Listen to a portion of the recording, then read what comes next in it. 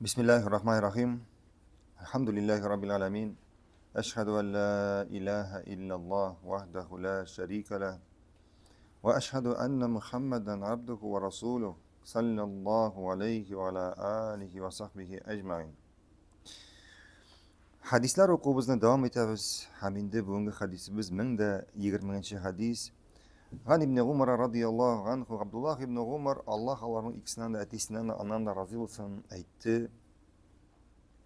Allohning elchisi sallallohu alayhi vasallam aytgan: Ayyuma imrin qal li akhihi, qaysigina kishi o'zining qardashina ya kafir deb aytmasin, ey kafir deb aytmasin, faqad ba'a biha ahaduhuma, bu ularning hech shaksiz ikkisining birisine aylanib qaytashaq.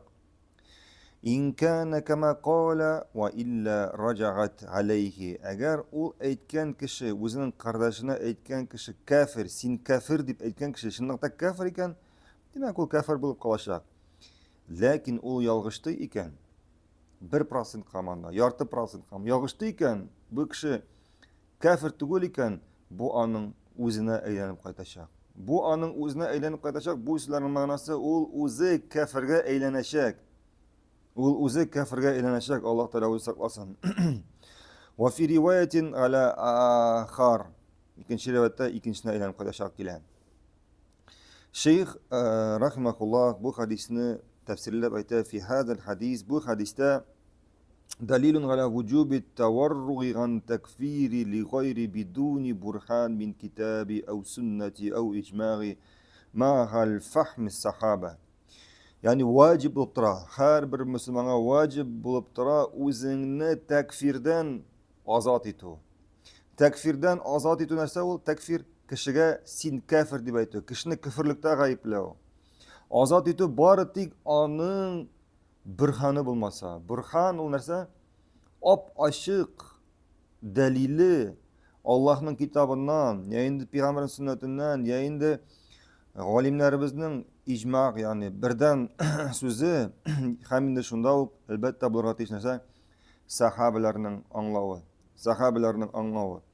فلا يكفر أحد من المسلمين إلا ببرهان كما أسلفت أي دليل من أدلة الكتاب أو السنة والإجماع من التك ويلحق بالتكفير الحكم بدعة أو فسق بدون برهان خلاص شلايق Manda qo'shiladi, shayx aytadi, takfirga qo'shiladi, kishini kufrlikdan g'ayiblaw tugul, kishini bid'atda g'ayiblaw. Deydi biror buzuqlikda g'ayiblaw, biror buzuqlikda g'ayiblaw. Bu qizg'anishga qarshi keng tarqalgan.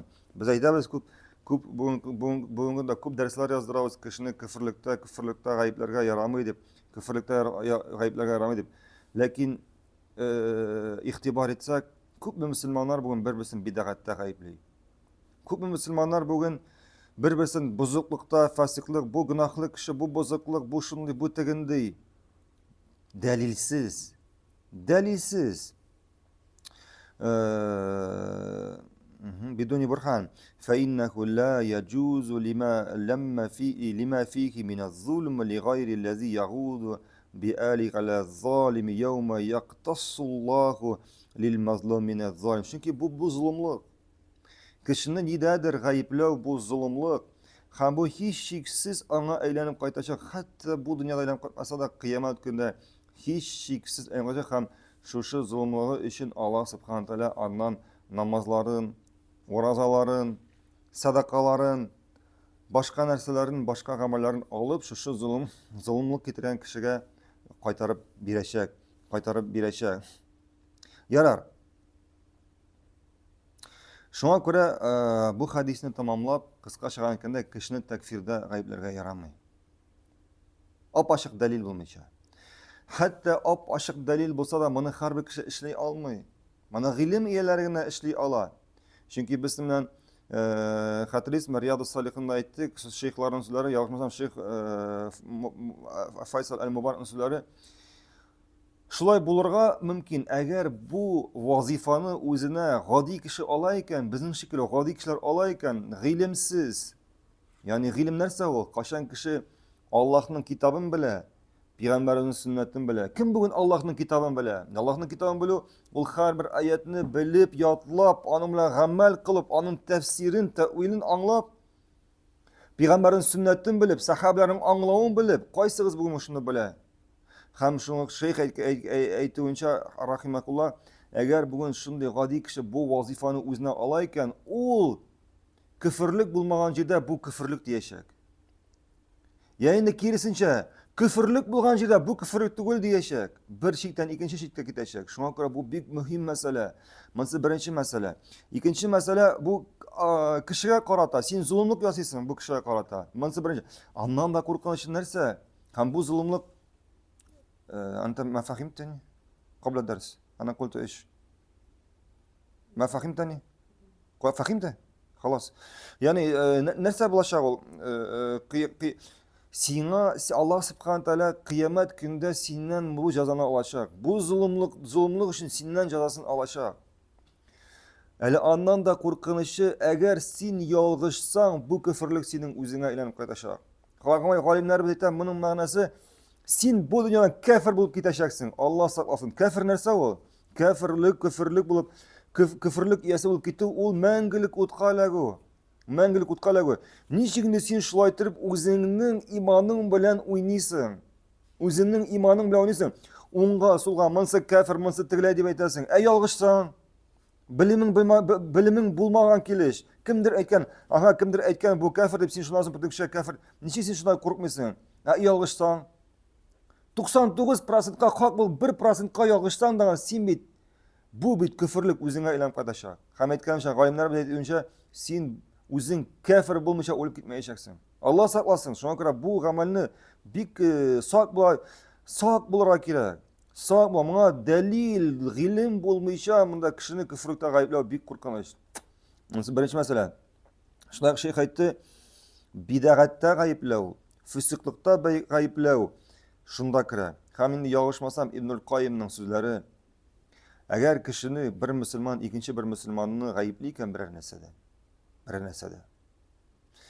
Hem ol gayıplagan nersege tigi Müslüman hak değil, yalgışa. Mesela günah yası deyip gayıplay. Başka nersede gayıplay. Qarak deyip gayıplay. Mesela qarak bu urlavışı deyip, bu aldakşı deyip aytan mesela. Tigi kişi aldakşı değil. Şuşu galimler öz aytgancha şuşu günahını işlemişe ölmeyecek. Şuşu günahını işlemişe ölmeyecek. Mesela bir kişini gayıplandın aldakşı deyip. O aldakşı değil. Özün aldakşı deyip gayıplangan şeye kadar ölmeyeceksin. Allah saklasın. Şuna göre kişini nedendir nedendir